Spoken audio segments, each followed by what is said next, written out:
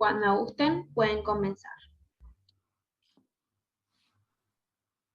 Bueno, buenas noches a todos. La verdad que es un gran gusto para mí presentar este evento. Yo soy el doctor Pablo Baniati, soy médico psiquiatra, coordino neuropsiquiatría en el Instituto Fleni de Buenos Aires, y es un gusto, como les decía, poder contar con la presencia del doctor Gabriel Derafkin en esta conferencia.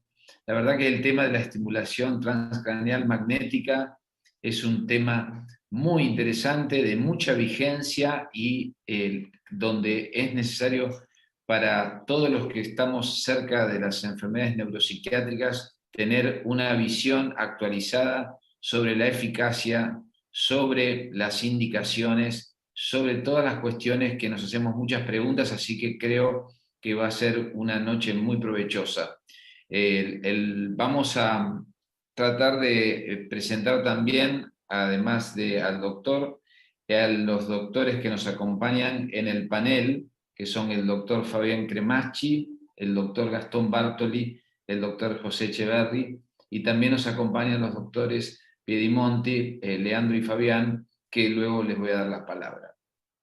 El profesor Erauskин es profesor distinguido de neurología, psiquiatría y ciencias radiológicas en la Universidad de Texas Salud San Antonio, director del Laboratorio de Desarrollo, Modulación y Reparación Cerebral en el Instituto Glenn Biggs de Enfermedades Neurodegenerativas y director del Laboratorio de Neuroimágenes Electrofisiológicas en el Instituto de Investigaciones Radiológicas.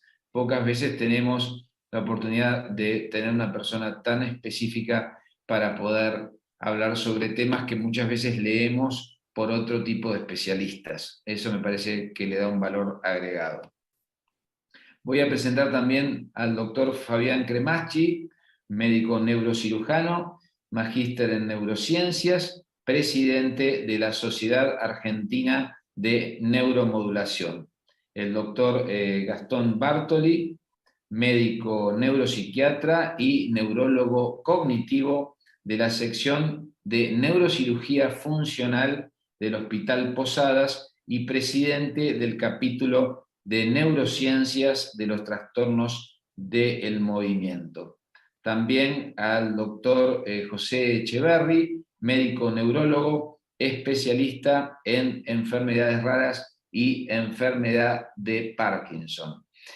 Bueno, es un gusto. Yo le quería dar la palabra ahora a Leandro y a Fabián para luego que podamos disfrutar al doctor Eraskin. Muchas gracias.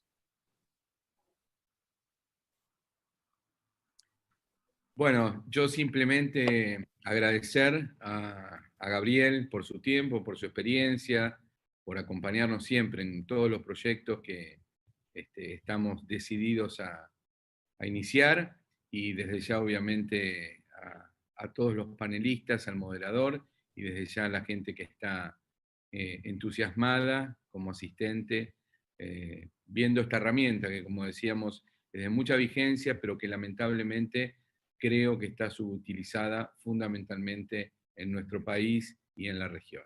Así que solo esas palabras para aprovechar un poquito el tiempo con la moderación, los panelistas y obviamente con Gabriel. Lo dejo a Leandro que diga las palabras inaugurales del curso y bueno, y nos veremos después en la discusión. Gracias, Fabián. Antes de darle la palabra a Leandro, me olvidaba decirles que las preguntas o inquietudes, por favor, vayan volcándolas en el chat, así después de la conferencia podemos poder responder todas las que sean posibles. Leandro. Bueno, sí, básicamente enfatizar en lo que mencionaron vos y Fabián, Pablo, en la importancia de esta herramienta, en la subutilización en nuestro país, en la importancia de contar en este curso con referentes que la vienen utilizando en la práctica cotidiana hace tiempo y conocen, más allá de la evidencia, tienen experiencia, que es lo que nos van a transmitir. Desde el capítulo de neuromodulación de la AAP, quiero agradecerle profundamente a la Fundación CENIT por su apoyo y a nuestra sociedad madre por el apoyo que nos ha dado. Tenemos en este curso participantes que son referentes de la Asociación Argentina de Psiquiátricas, el mismo presidente, Ricardo Corral, Andrea López Mato, que es un referente legendario, vos, Pablo, que sos vicepresidente de un capítulo, Gastón Bartoli, presidente de un capítulo, Tomás Maresca también, presidente de un capítulo, Eduardo Padilla, vicepresidente de nuestro capítulo, el propio Gabriel Derauskin es asesor científico, Patricio Rivapose, es decir, sin el apoyo de la Fundación CENIL y de nuestra sociedad madre, este curso no hubiese sido posible, por lo cual les estamos profundamente agradecidos.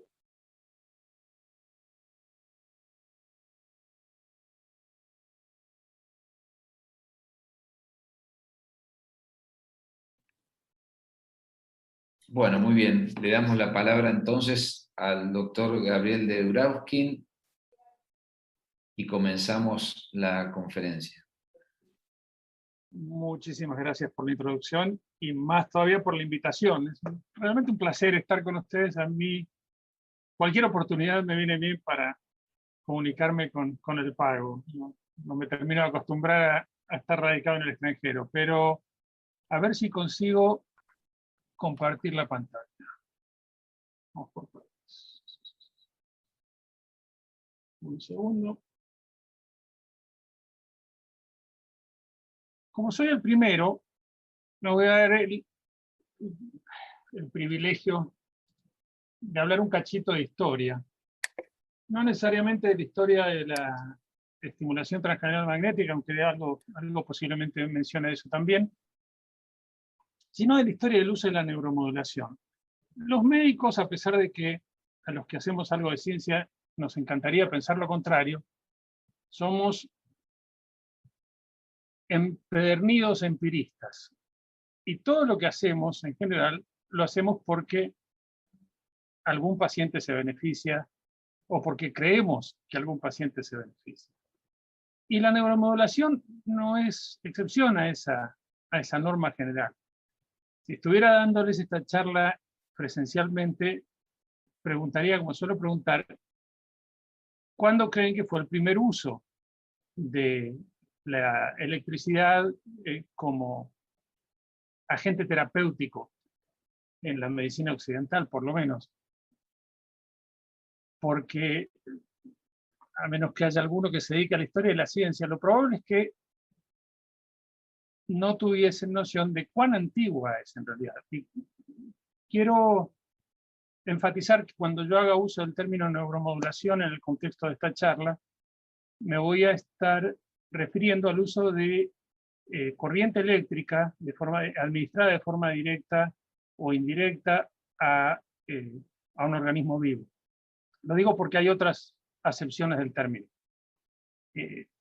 Pero quiero restringirme a ese uso en el contexto de la charla de hoy. Volviendo a la pregunta histórica, el primer uso de la electricidad como agente terapéutico en la medicina occidental es del siglo I de nuestra era. El médico de la corte del emperador Nerón en Roma usaba el contacto con la descarga eléctrica de la raya torpedo para producir algunos efectos benéficos en el tratamiento del dolor, puntualmente. Descubrió un poco por accidente que los pacientes que tenían gota u otras formas de dolor en las piernas y pisaban una raya en la playa, se les pasaba por un rato, de donde nos viene el término tórpido o torpor en inglés, que no se usa en castellano, pero se usaba en el latín. ¿Qué es esa sensación de adormecimiento que uno tiene después de una descarga eléctrica y que en el contexto de un proceso doloroso crónico tenía algún beneficio? Como consecuencia de eso, y no tengo lamentablemente los dibujos de ese Doctor, alternativo. Sí. Disculpe que lo interrumpa, no está compartiendo la pantalla aún. Pero, caramba. Empecemos de nuevo. Perfecto, ahora sí. Ahí estamos Ahora viendo. sí. Muchas gracias. Bueno, ese es el torpedo y ese es el doctor Scribonio Largo, que es el nombre que tenía este buen hombre que descubrió el asunto, administrándoselo a un paciente con dolor. Les decía que hay gráficos muy bonitos de la época mostrando cómo Scribonio colgaba a un paciente de un dispositivo de lo más elaborado para poder ponerlo de pie sobre una palangana donde tenía las rayas, o alternativamente colgar la raya del dispositivo para poder ponérselo en la cabeza para tratar las cefaleas. Es decir, que siglos, muchos siglos antes de siquiera saber lo que es la electricidad, la medicina ya usaba a la neuromodulación empíricamente. Hubo que esperar unos 16 siglos a los experimentos de Luigi Galvani en el siglo XVIII para que el concepto de electricidad aplicada de forma directa a un organismo, en este caso recientemente sacrificado, es decir, experimentos ex vivo, demostrase que la corriente eléctrica podía inducir actividad motriz en el cadáver de una rana cada vez que un aparatito de estos de descarga de energía potencial, de electricidad potencial, se aplicaba a las patas de la rana, se contraían.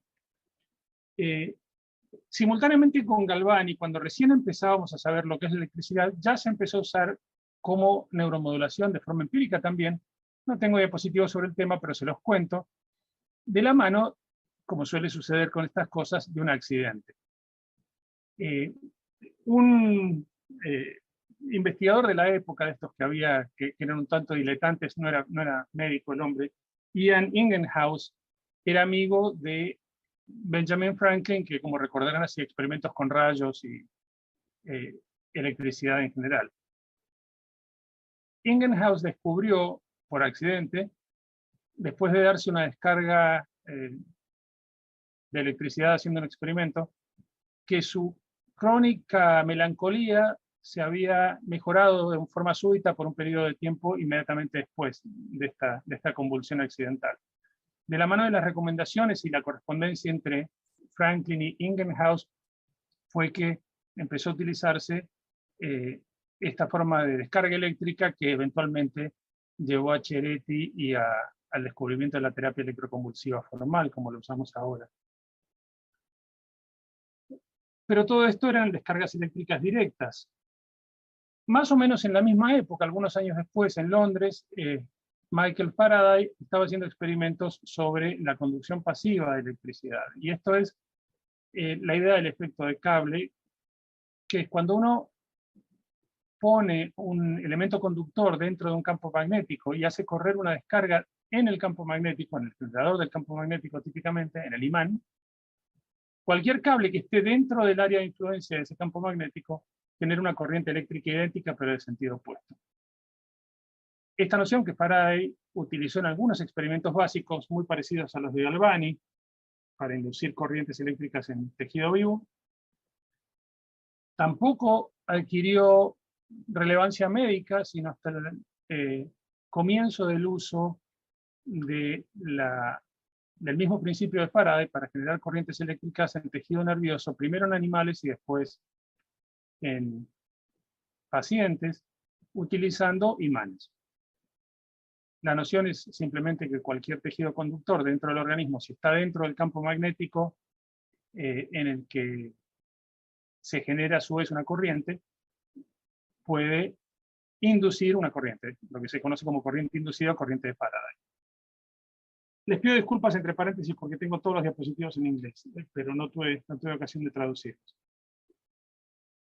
Decía entonces que si uno apone un imán a un tejido que contiene fibras capaces de conducir electricidad, es decir, fibras nerviosas o músculos, y hace correr una corriente eléctrica por el imán, por el solenoide del imán, se produce en el tejido una corriente inducida, corriente de Faraday. Típicamente, los imanes que usamos para este tipo de aplicación son imanes de más o menos 2 teslas, es decir, imanes de bastante alto poder, y las corrientes son corrientes relativamente breves, de entre 70 y 100 microsegundos, que tienen conformaciones diferentes, de las cuales vamos a hablar con algún detalle más.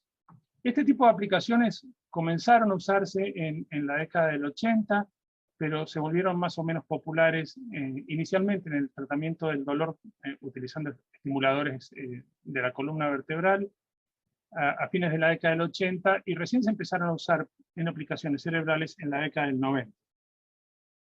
Me imagino que van a hablar con mucho detalle en el curso de los próximos días de la eficacia y las aplicaciones clínicas. Mi papel hoy no es hablar de esas cosas, sino contarles cuál es el concepto teórico de cómo ejerce su acción la estimulación transcranial magnética en el cerebro. Pero no puedo comenzar el curso sin decir, aunque sea brevemente, que la razón por la que eso tiene interés, como se dijo en la introducción, es que existen ya evidencias bastante sólidas de que este tipo de metodología puede usarse eficazmente para el tratamiento de un número cada vez mayor de enfermedades neurológicas. El primer grupo de enfermedades neurológicas, debería decir yo, en que se utilizó con éxito fue en los trastornos afectivos y en particular en la depresión unipolar. Esto es un resumen de un metaanálisis para los que no están familiarizados con este tipo de diagrama de bosque, como se los conoce. Cada una de estas filas corresponde a un estudio en el que el valor promedio del resultado de ese estudio es el cuadrado central, y los intervalos de confianza, es decir, la distribución de los valores de los pacientes, están en las rayitas a los costados. Estos diamantes son el promedio de todos los estudios que están arriba, es decir, del metaanálisis. Y esto de acá abajo es el promedio común a todos. Lo que están viendo acá son estudios en animales de laboratorio. Y primero se utilizó aunque como van a ver son más recientes, porque como suele ser con los médicos, primero lo hicimos en pacientes y después se hicieron los experimentos, pero en los animales, en los modelos experimentales de depresión, incluyendo un estrés no predecible, otros modelos animales como por ejemplo la deprivación de sueño, o en animales con depresión inducida farmacológicamente, en todos los casos el uso de estimulación transcranial magnética mejora la presencia de esos síntomas inducidos en los animales. En pacientes se da otro tanto. Estos son estudios clínicos en pacientes con depresión, en este caso depresión unipolar. En la mayoría de los casos no les voy a mostrar hoy otras patologías, aunque podríamos extendernos largamente en el asunto, utilizando distintas técnicas de estimulación sobre las que podemos volver si hay tiempo, pero esto quiere decir estimulación de alta frecuencia, quiere decir entre 10 y 20 Hz en el hemisferio izquierdo, estimulación bilateral o estimulación de baja frecuencia en el hemisferio derecho. Independientemente de cuál sea la técnica utilizada, en la depresión unipolar, cuando el diamante está a la derecha de esta línea, quiere decir que hay una eficacia demostrada en el promedio de los estudios. Ven que la estimulación transcranial magnética repetitiva produce una mejoría sustancial de los síntomas depresivos en estos pacientes. Visto esto, sobre lo que, como les decía, me imagino que se va a volver repetidamente en los próximos días, ¿cuál es el mecanismo de acción? ¿Cómo sucede esto? ¿Qué es lo que hacen estas corrientes en el cerebro para inducir un cambio permanente que se traduzca en mejoría de los síntomas clínicos? La pregunta dista de ser sencilla. Uno pone el imán del lado de afuera del cerebro con la idea de que puede estimular un cable, como les decía antes, es decir, un tejido conductor. Pero la corteza cerebral dista de ser un cable. Son una multiplicidad de células con una arquitectura muy compleja. Hay células inhibitorias, células de proyección piramidales, interneuronas de distintas clases, etc. Y el efecto neto que tenga la estimulación sobre ese pedazo de corteza cerebral dependerá de las interacciones y de los umbrales de activación de cada una de esas neuronas, podría decir. A su vez, el efecto neto depende del patrón de estimulación que se use. Vamos a volver sobre esto también, pero en general se distinguen, en la mayoría de las publicaciones entre lo que se conoce como estimulación excitatoria y estimulación inhibitoria. Conceptualmente esto dista de ser cierto estrictamente, pero a los efectos de simplificar la conversación vamos a adoptar la nomenclatura. La estimulación excitatoria es la que se supone que facilita la conducción nerviosa más de lo que facilita la inhibición en ese grupo neuronal, mientras que la inhibitoria hace lo opuesto. Uno puede demostrar en modelos experimentales de laboratorio que cuando se utiliza, por ejemplo, estimulación en trenes con una frecuencia teta intermitente, el efecto neto es excitatorio, mientras que si uno lo hace de forma continua, el efecto neto es inhibitorio, y uno puede generar trenes de pulsos que tengan un efecto neutral, ni excitatorio ni inhibitorio. ¿Cuáles son los mecanismos de todo eso? Como les decía, en primer lugar, la geometría de las neuronas dentro de la corteza cerebral es diversa, y las especificaciones eléctricas de cada tipo de neurona también es diverso. No me voy a detener con gran detalle en ninguno de estos experimentos, pero porque la idea es más bien darles un panorama general, pero podemos volver sobre esto si hubiera preguntas después.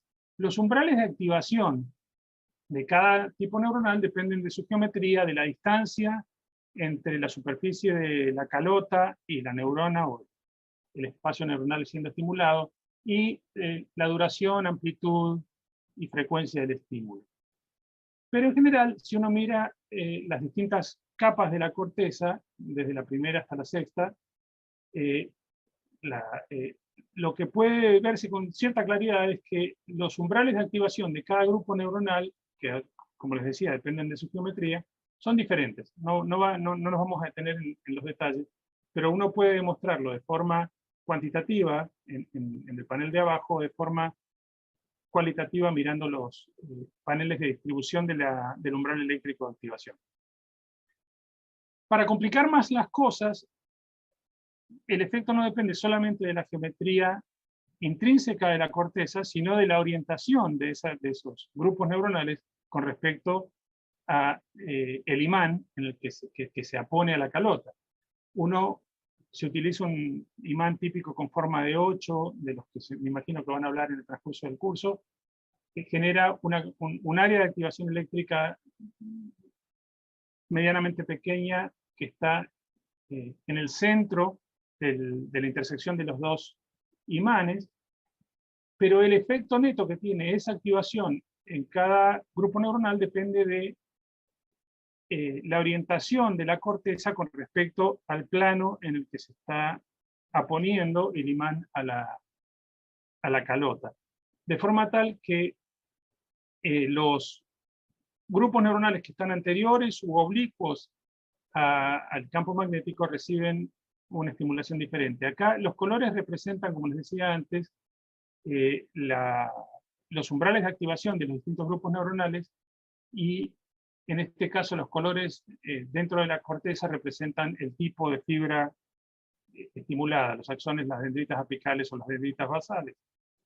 Y el efecto neto sobre cada uno de esos grupos varía una vez más. Estos son los umbrales de activación, varía una vez más para cada grupo y orientación neuronal. Fíjense, por ejemplo, que las neuronas que están apuestas a la calota, y por lo tanto paralelas al plano de activación, son las que se activan con umbrales más bajos y de forma más sostenida. Como les decía antes, los parámetros del estímulo también modifican cómo se activan estos distintos grupos neuronales, porque los umbrales de activación son distintos. Entonces estímulos que tienen una duración más prolongada o con formación bifásica resultan en activaciones más sostenidas en las neuronas que tienen un umbral más alto, típicamente las inhibitorias. ¿Cuáles son las conclusiones de ese grupo de experimentos? Bueno, en primer lugar, como les decía, el umbral más bajo de activación, es decir, la cantidad de energía mínima indispensable para activar un grupo neuronal, es en los grupos axonales que están en la superficie de las circunvoluciones, particularmente en los labios de las circunvoluciones. Las que tienen el umbral más bajo son las células de proyección piramidales de la capa 5, pero también las de proyección de la capa 2 y 3 tienen umbrales relativamente bajos, mientras que la activación de las células glomerulares es mucho menos probable, utilizando condiciones típicas de estimulación.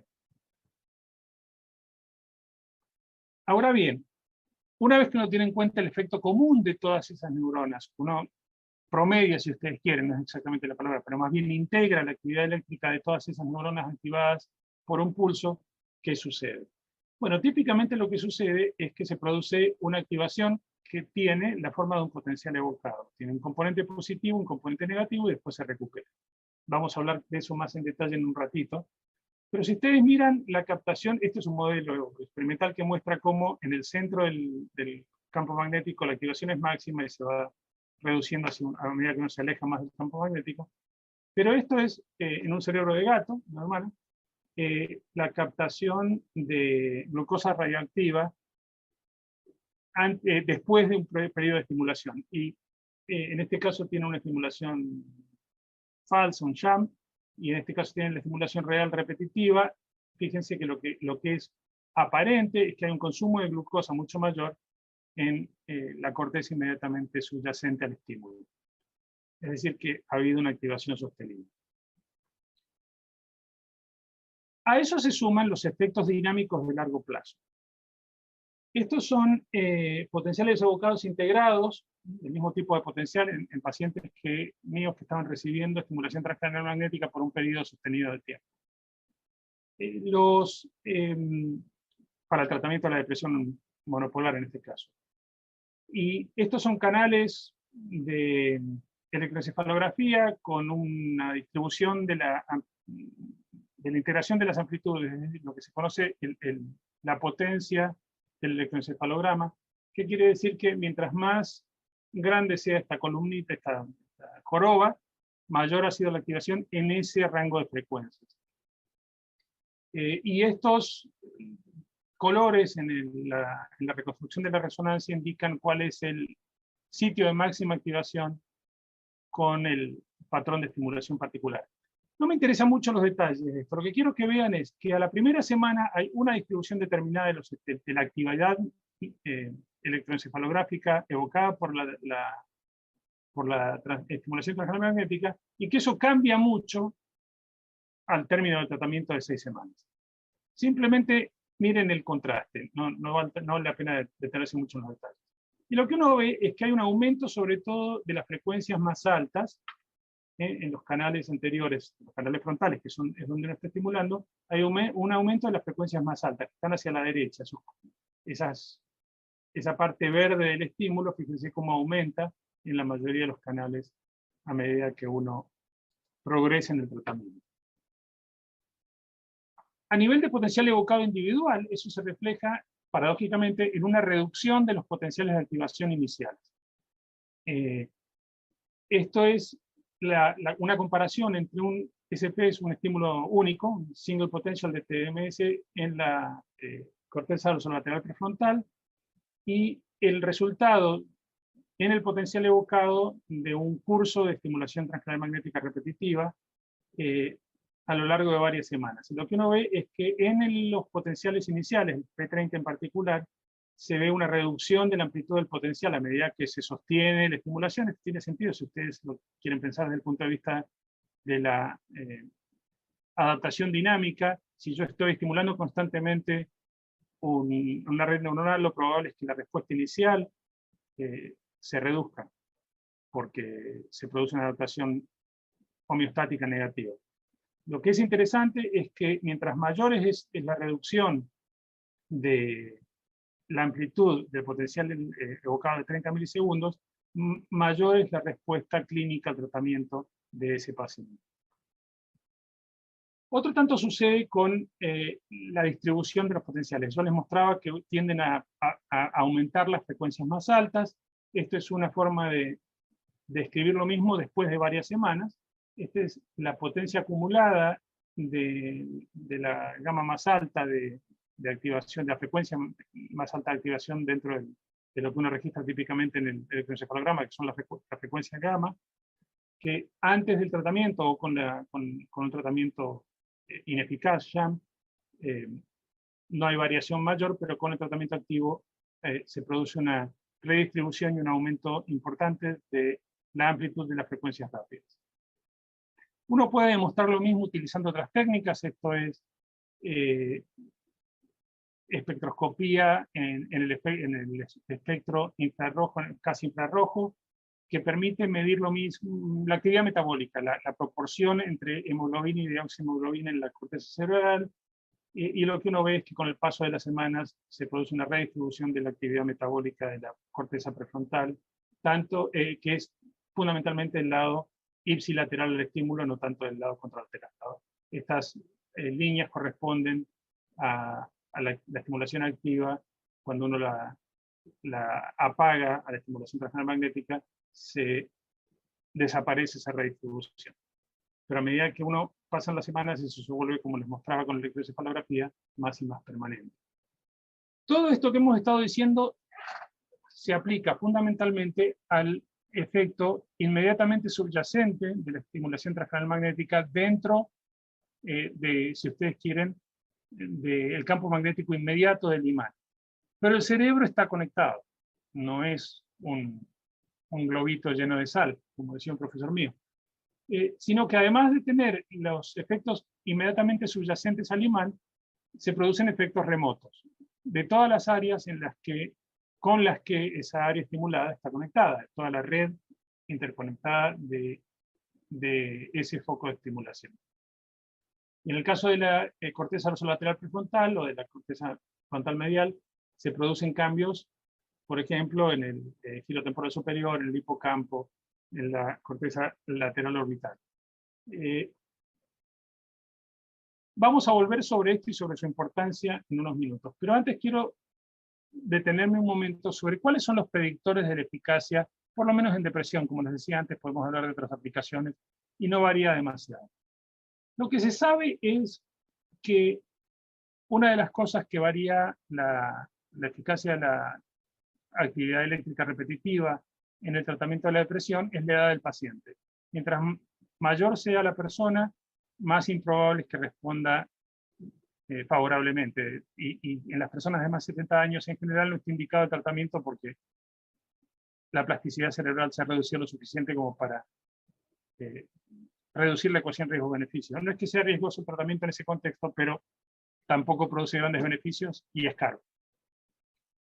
La refractoriedad médica de la persona, es decir, mientras mayor sea el número de tratamientos farmacológicos que se han intentado y de los cuales la persona no se ha beneficiado, menor es la probabilidad de que la estimulación transcranial magnética sea eficaz, que es este parámetro. Y por último, el número de tratamientos, de sesiones de terapia de estimulación transcranial magnética también predice de forma eficaz la respuesta al tratamiento. En un segundo vamos a volver sobre eso. Hay también factores endógenos. Las mismas variaciones genéticas que predicen respuestas adecuadas al tratamiento con varias terapias farmacológicas predicen respuestas adecuadas al tratamiento con la estimulación transcranial magnética, en particular las variaciones en el transportador de serotonina y en la molécula de factor neurotrófico derivado del cerebro se asocian con refractoriedad a la medicación y refractoriedad a la terapia transcranial magnética. Pero otro grupo interesante de predictores son las variaciones en el temperamento y el carácter. Hace mucho tiempo que se conoce ya, desde la investigación original del Dr. Cloninger y otros, que hay un cierto temperamento que predispone a las enfermedades psiquiátricas en general y a la depresión en particular, que es el temperamento excesivamente ansioso, evitativo, etc. Bueno, los mismos rasgos de temperamento y carácter que predicen mayor riesgo de depresión, predicen una menor probabilidad de respuesta al tratamiento con terapia de estimulación transcranial magnética. Y esta relación es bastante lineal. Como les decía antes, a medida que uno repite más a lo largo de las semanas el número de estimulaciones día por día, es decir, entre 3.000 y 5.000, por decir un número que se usa con alguna frecuencia, diarias a lo largo de 2, 3, 4, 5, 6 semanas, la respuesta terapéutica es progresivamente mayor. Ahora bien, yo les comencé la conversación diciendo que es muy importante la geometría y la localización del imán para entender cuáles son los parámetros, la respuesta a los parámetros de estimulación. Uno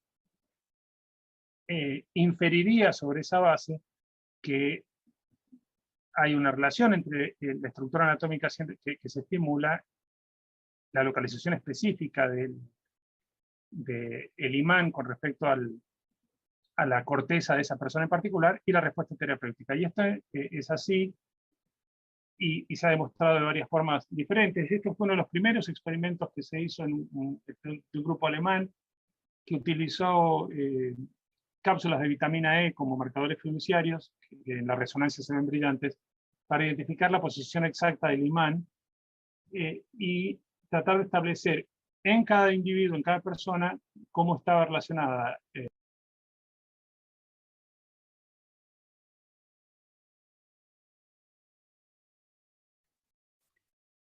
Gabriel, creo que se te muteó el micrófono.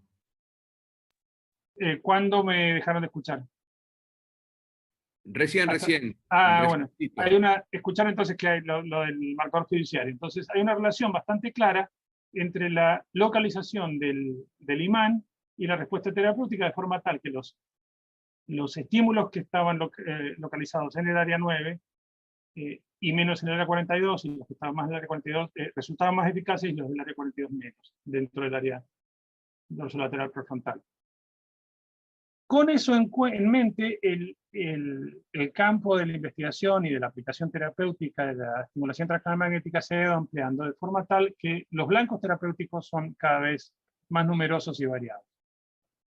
Aunque, por cierto, la corteza dorsolateral prefrontal, que fue el primer blanco que se utilizó para el tratamiento de la depresión, es todavía el más popular, sea que uno lo use con estimulación transcranial magnética convencional o estimulación transcranial magnética profunda, o incluso con estimulación con corriente continua. Lo cierto es que hay una gran variedad de blancos alternativos. Y el efecto neto de estas estimulaciones sobre la corteza también varía, como uno esperaría. Este es un ejemplo de un mapa de estimulación de la corteza activada después de un estímulo con estimulación transcranial magnética en la corteza dorsolateral prefrontal, y esto es en la ínsula anterior, que es otro de los blancos posibles. Fíjense que la distribución es claramente diferente. Los efectos terapéuticos, sin embargo, no difieren tanto, y eso probablemente porque estas dos estructuras están conectadas entre sí. Pero en general uno puede predecir de forma bastante exacta la reducción en los síntomas, la severidad de los síntomas depresivos, utilizando una combinación de medidas de la plasticidad neuronal del individuo, porque en este caso la edad, el tipo de tratamiento que se utiliza, es decir, si es de alta frecuencia, de baja frecuencia, derecho o izquierdo, y la localización específica con respecto a la corteza subyacente. Cuando uno combina esas cosas, hay una capacidad predictiva muy alta respecto a la respuesta terapéutica.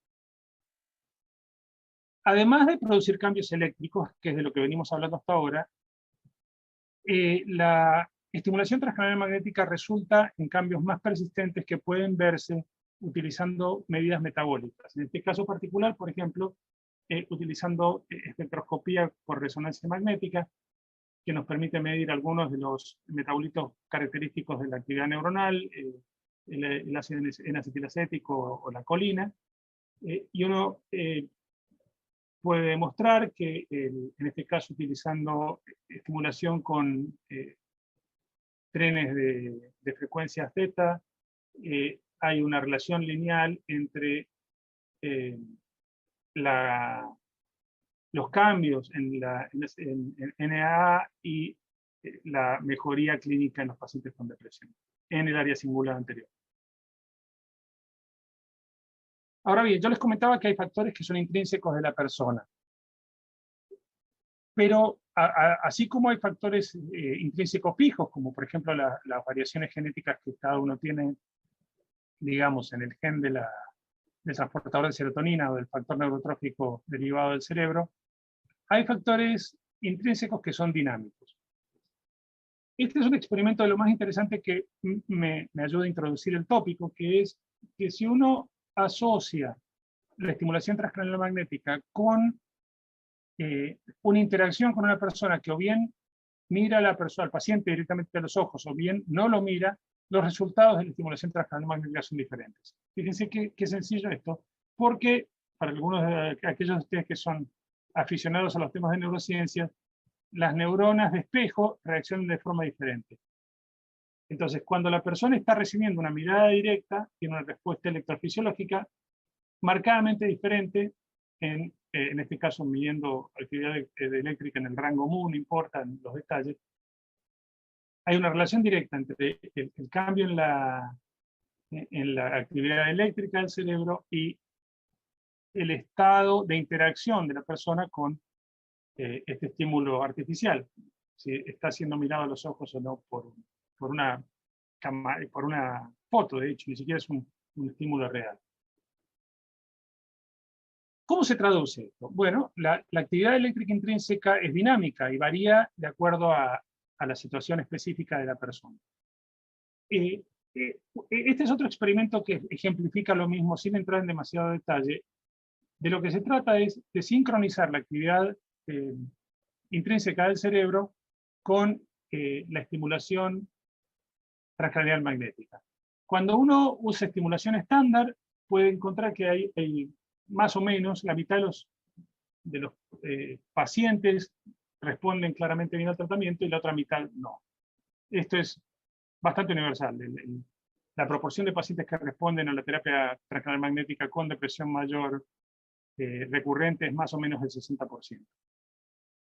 Pero cuando uno sincroniza la actividad de la estimulación transcranial magnética con la actividad intrínseca de la corteza de ese mismo paciente, la tasa de respuesta es muchísimo mayor. Esto es un experimento análogo en el que se demuestra que ese tipo de sincronización depende de la actividad intrínseca de áreas específicas del cerebro, en particular la corteza cingulada anterior. Cuando uno hace una revisión exhaustiva de lo que hay publicado, lo que había publicado hasta hace un año más o menos en esta materia, había unos 15 estudios y la eficacia de la terapia transcranial magnética es claramente mayor cuando se la sincroniza con la actividad funcional de las redes neuronales subyacentes sobre las que se ejerce la estimulación. Y hay varios metaanálisis en los cuales se especifica, como les comentaba antes, que el área cingulada anterior, en particular el perigenual, y la circunvolución superior frontal y la ventromedial de la corteza prefrontal son las que son críticas para la respuesta a la estimulación transcranial magnética en pacientes con depresión mayor recurrente. Este estudio es utilizando una técnica sobre la que voy a volver, que es la estimación de la probabilidad de activación máxima que se utiliza para hacer metaanálisis y que es una de las herramientas que usamos ahora para definir los blancos de tratamiento. Si esto es cierto, uno debería, imagina que debería predecir que la estimulación transcranial magnética sostenida debería resincronizar o reordenar la conectividad intrínseca de las distintas áreas cerebrales. Medida, por ejemplo, con la conectividad en estado de reposo del cerebro. Y de hecho esto es así, este es un experimento que utiliza en animales de laboratorio, en ratones, estimulación transcranial magnética sostenida en forma de trenes de pulsos Z, para establecer la conectividad intrínseca de distintas áreas neuronales, en este caso utilizando tomografía por emisión de positrones. De vuelta, no vale la pena entrar en los detalles, pero lo que quiero resaltar es que si el animal recibe SHAM-TMS, es decir, estimulación falsa, no se reorganiza la corteza, mientras que se recibe estimulación transcranial magnética sostenida durante un periodo de tiempo, las conexiones entre la corteza simulada anterior, la corteza motora primaria, etcétera, se reorganizan de forma muy notable. Vamos a saltar. Pero así como dependen de la actividad intrínseca de la red subyacente, también dependen de los parámetros de estimulación. Es decir, tiene que haber una sincronía o una aposición o adaptación de los dos componentes de la relación, el estímulo y el área cortical activa estimulada. Y esto es simplemente para mostrarles que cuando uno mira la actividad alfa, volviendo a los promedios de activación de ciertas frecuencias específicas en el electroencefalograma, utilizando estimulación transcranial magnética de distintas amplitudes, si lo hace de forma arbitraria, es decir, sin tener en cuenta la actividad subyacente, no hay cambio a lo largo del tiempo, mientras que si uno sincroniza la frecuencia de estimulación transcranial magnética con la actividad subyacente, se produce un cambio mayor que es dosis dependiente con respecto a la estimulación, y esto puede demostrarse lo mismo utilizando medidas de coherencia de la actividad electroencefalográfica subyacente. Para cerrar, quiero contarles un poco qué se sabe del efecto de estas cosas sobre la plasticidad de las neuronas subyacentes. Todos los experimentos que les voy a describir brevemente ahora son en animales de laboratorio o en células en cultivo. Y lo primero que quiero contarles es que si uno utiliza el mismo sistema, es decir, un imán, y hace correr una corriente por el imán, pero en lugar de tener un cerebro debajo tiene neuronas en cultivo primario, es decir, neuronas sueltas, uno puede demostrar que la estimulación, no en este caso no transcranial, sino la estimulación magnética repetitiva genera un aumento en la supervivencia de las neuronas que depende de cambios en los niveles de apoptosis o de muerte neuronal programada. Esto es lo mismo, pero en un modelo animal de enfermedad de Alzheimer. Uno puede demostrar que estos son tensiones de Nissl, para los que todavía se acuerdan algo de la anatomía. Este es un trozo de corteza en un ratón, una rata. Ratón, perdón, no es un ratón. La tensión normal, los cuerpos neuronales se ven claritos. En los animales con una forma genética de enfermedad de Alzheimer inducida, se ven núcleos pignóticos porque las células están muertas o muriéndose. Y si uno hace estimulación transcranial sostenida, la proporción de muerte neuronal se reduce progresivamente, y eso se asocia con una reducción en ¿cómo se dice? Clivaje, en el clivaje de la caspasa 3, que es una enzima que induce muerte neuronal programada, una reducción en la activación de VAX, que es un gen inducido inmediato, y un aumento en la inducción, en la transcripción de BSL2, que es otro gen protector de la apoptosis. Y esto se relaciona con la conducta de los animales que sostienen la capacidad para comportarse de forma adecuada en un laberinto acuático. Nadan mejor y escapan el laberinto mejor y retienen mejor la información sobre dónde están las plataformas a lo largo de los días cuando se reciben estimulación transcranial magnética. No solamente eso, sino que estos son experimentos de mi laboratorio. La generación de neuronas nuevas en el hipocampo, este es un giro dentado en animal experimental. Los puntos negros son neuronas recientemente generadas teñidas con bromo de dioxiuridina en un animal normal, y en un animal después de estimulación transcranial magnética sostenida. Fíjense que el número de neuronas nuevas es marcadamente mayor. Esto a su vez se correlaciona con otros marcadores de actividad del estrés neuronal y de la muerte neuronal inducida por estrés. Esto es en un animal normal. En este caso, en lugar de tener pintas negras, lo que tienen son puntos brillantes verdes. Cada uno de esos puntos brillantes verdes es una neurona recientemente generada.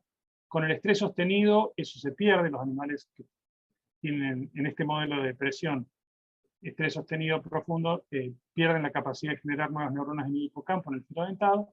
y la estimulación transcranial magnética en estos animalitos regenera esa capacidad de plasticidad neuronal de generar nuevas neuronas. Otro tanto sucede si uno utiliza en lugar de un modelo experimental de depresión, simplemente un animal normal en el que se analiza no solamente la presencia de estas nuevas neuronas, sino su conectividad y el árbol neurítico o dendrítico, la complejidad del árbol dendrítico. Estos son experimentos de otro laboratorio, no el mío, pero fíjense que en el caso del el animalito de giro dentado con tratamiento, mejor dicho, sin tratamiento alguno, las nuevas neuronas tienen relativamente pocas dendritas apicales, mientras que después de tratamiento con TMS, el número de dendritas apicales se vuelve mucho mayor y más complejas. Esto se puede cuantificar también. Y por último, no es privativo de las neuronas corticales o de las neuronas hipocámpicas en este caso, que en su mayoría son glutamatérgicas, sino que uno puede mostrar efectos similares en animales con modelos experimentales de enfermedad de Parkinson en este caso. También se puede hacer con modelos experimentales de accidentes cerebrovasculares. Pero en este caso es un modelo de Parkinson, al animalito se le administra 6-hidroxidopamina de un solo lado, esto genera muerte de neuronas dopaminérgicas y los animalitos tienen una forma de parkinsonismo, caminan en círculos porque hay un lado que no pueden mover. Si uno administra estimulación transcranial magnética, el número de neuronas dopaminérgicas se recupera en alguna medida, no completamente como se ve acá cuantitativamente, pero se recupera en alguna medida y el comportamiento de estos animalitos también se recupera. Y lo que es más notable es que el efecto de la estimulación transcranial magnética depende de la inducción de factores tróficos, de factor neurotrófico derivado del cerebro, factor neurotrófico derivado de glía, factor neurotrófico neuronal beta, etc. Es decir, hay una serie de factores neurotróficos que son disparados de forma sustancial por la estimulación transcranial magnética y que resultan en la supervivencia incrementada de las neuronas dopaminérgicas en este caso.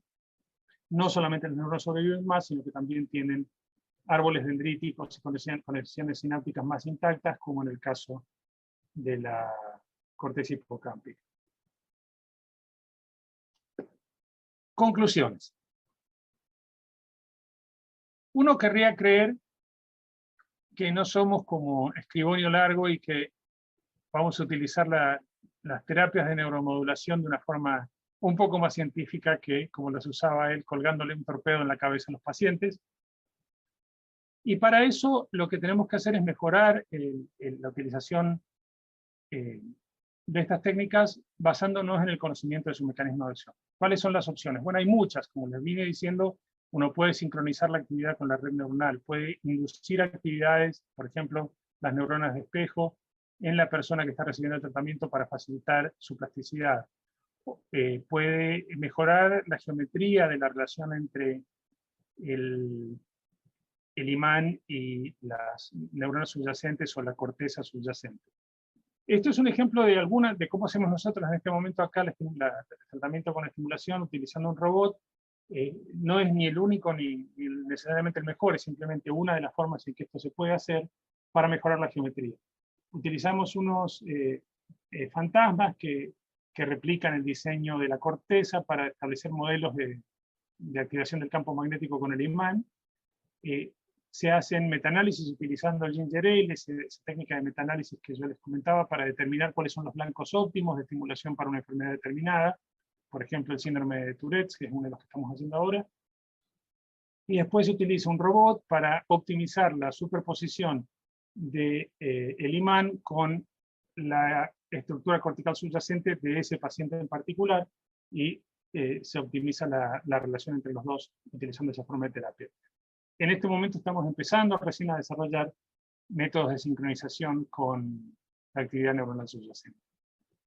Y con eso termino. Muchísimas gracias. Espero que haya alguna pregunta, si no se durmieron todos.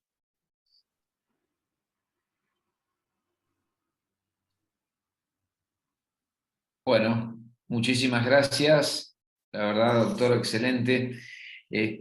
Vamos a darle la palabra a Fabián Cremaschi. El doctor Cremaschi ya tiene una pregunta para Gabriel. Bueno, muchas gracias, Pablo. Antes que nada, felicitaciones, Gabriel. La verdad que excelente tu disertación, muy clara. Tenía una pregunta concreta. He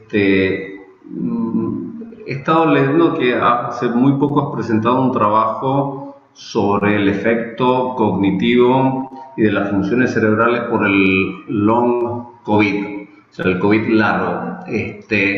Entonces, lo que vos acabas de explicar, que me pareció fascinante, y en esas publicaciones y todo tu trabajo sobre los efectos neurológicos del COVID, ¿han planteado la posibilidad de la estimulación magnética transcraniana? ¿Pensás que puede ser útil? ¿Estás trabajando sobre esto? Me parece brillante la pregunta, la respuesta es no. Mi día tiene 24 horas, lamentablemente. Definitivamente sí, debería funcionar, debería ser una de las formas posibles de tratamiento del long COVID. La dificultad consiste primariamente en que el long COVID en este momento no está bien definido todavía. Hay por lo menos dos cuadros que aparecen como análogos pero no idénticos y que dependen de la edad de la persona. Los pacientes entre 30 y 50 años de edad tienen un patrón de déficit cognitivo que depende fundamentalmente de la preexistencia de ansiedad o depresión y que se correlaciona con déficits en atención, más que en otra cosa, atención, concentración y algún grado de impedimento en la función ejecutiva. Mientras que los pacientes de más de 60 tienen un cuadro que es drásticamente distinto, en el que la amnesia es lo predominante y que tienen más bien las características típicas de un cuadro de enfermedad de Alzheimer temprano. Sin saber, por cierto, si el cuadro es progresivo o no, en este momento no sabemos. En cualquiera de los dos casos es muy posible que la terapia electroconvulsiva funcionase, dependería, por cierto, el blanco sería diferente. El blanco para el Alzheimer debería ser un blanco temporal más bien lateral inferior, en el caso de, y posiblemente sería mejor hacerlo con estimulación transcranial magnética profunda, mientras que en el caso del long COVID en personas jóvenes sería un blanco más o menos típico para un cuadro depresivo o ansioso, es decir, dorso lateral prefrontal o corteza singular anterior. Pero me parece, sí, efectivamente sería fantástico hacer un estudio de esa naturaleza. Todavía estamos muy ocupados con el tema de recolectar datos, no hemos tenido ocasión de pensar en terapéutica todavía. Bien, muchas gracias, muy amable. Perfecto. Bueno, la verdad que me gustaría darle la palabra ahora al doctor Echeverry para alguna pregunta que tenía ganas con respecto a, creo que era enfermedad de Parkinson. Sí, muchas gracias, Pablo. Bueno, muchas gracias, doctor Eurasquín, por la charla. La verdad que muy, muy didáctica para lo que nos estamos iniciando en el tema. Mi pregunta era específicamente para enfermedad de Parkinson, sabiendo que hay algunas áreas que son más eficaces según la evidencia, según lo que uno busca con respecto a la estimulación magnética transcraneal. Por ejemplo, la corteza motora primaria, si uno quiere mejorar síntomas motores, o en especial el freezing de la marcha, o el área motora suplementaria, si uno quiere mejorar las disquinesias asociadas a levodopa, pero el tema es cómo uno lo aborda cuando el paciente tiene ambas sintomatologías, mejorar y uno no pudo tener un abordaje correcto desde el punto de vista farmacológico. ¿Cuál es su experiencia en esto? ¿Podemos estimular ambas áreas? ¿O nos tenemos que centrar en estimular corteza motora primaria y mejorar una sintomatología y posterior o intercalar con un área motora suplementaria para disquinesias, por ejemplo? Otra pregunta interesante. A ver, primero, la respuesta mía está más bien, casi toda mi experiencia en el uso de estimulación transcranial magnética en pacientes con trastornos motores está vinculada al uso en enfermedades para las cuales no tenemos tratamiento alternativo. porque la estimulación transcranial es cara y no he tenido un protocolo de investigación específico sobre esa área. Entonces, te puedo contestar de mi experiencia personal lo que hacemos con pacientes con atrofia multisistémica progresiva y con parálisis supranuclear progresiva, que son los dos cuadros en los que hemos utilizado TMS, RTMS crónicamente. Y en ambos casos, el blanco primario es la corteza, porque los síntomas son preeminentemente motores, es la corteza motora primaria. No he usado, yo no tengo experiencia en el uso directa, en el uso de TMS para tratar disquinesias en pacientes con enfermedad de Parkinson convencional, porque, para serte franco, lo que hacemos nosotros en esos pacientes es estimulación cerebral profunda, ¿no? Si hace falta un procedimiento, se hace un procedimiento definitivo, porque el problema con la TMS en realidad, en ese contexto, es que las enfermedades progresivas degenerativas, a diferencia de la depresión mayor o de las enfermedades ansiosas, no tienen una respuesta plástica intrínseca, es decir, vos tratás el síntoma, lo dejás de tratar y el síntoma vuelve inmediatamente. Entonces, a menos que tengas una máquina con acceso casi ilimitado, utilizarlo para pacientes en los que hay una solución definitiva mejor, más persistente, no tiene mayor sentido. Sí lo hacemos en pacientes en los que no tenemos una terapia alternativa, como la MSA o la PSP. Pero en enfermedad de Parkinson, propiamente hablando, no. El tema es que al ser, más allá de tanto la atrofia multisistémica como la parálisis progresiva, son dos proteinopatías diferentes con diferente localización con respecto a la Lo perdimos, ¿no? Y el área estimular. Tal vez la PSP... No te escuché, se colgó se cayó la... Uy, discúlpeme, no, lo que le decía es que tanto su experiencia, ya que usted tiene más experiencia en los parkinsonismos atípicos, la alteración motora en ambas patologías es completamente diferente.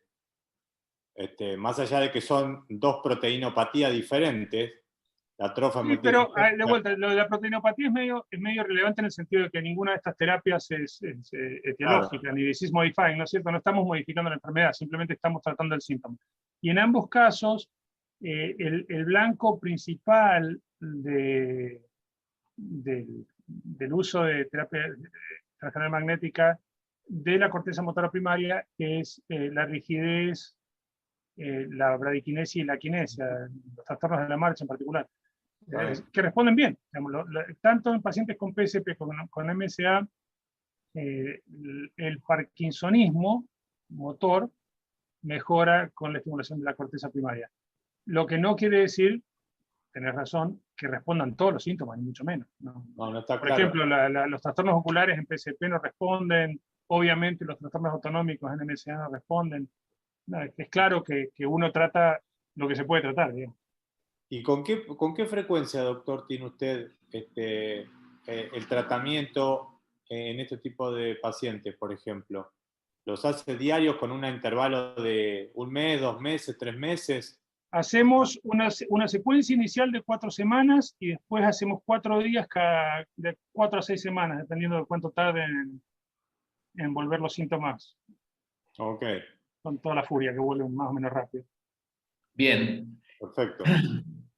Gracias. Vamos a darle la palabra ahora al doctor Gastón Bartoli para una pregunta. Bien, muchas gracias, Pablo. Doctor De Brauchi, la verdad que lo felicito, excelente la charla. Siguiendo más o menos la línea del doctor Echeverry, quería preguntarle con respecto a los síntomas no motores de la enfermedad de Parkinson, ¿sí? Si los protocolos que ustedes tienen se refieren a depresión en enfermedad de Parkinson, alteración del sueño, alteraciones cognitivas, qué beneficios tenían y cuál es el tiempo necesario para llegar a la indicación de estimulación magnética transcranial en estos pacientes. Una pregunta muy interesante. No tenemos protocolos fijos para eso. Los pacientes que yo he tratado con enfermedad de Parkinson y depresión, para serte completamente franco, los he tratado con terapia electroconvulsiva. Responden más rápido y tienen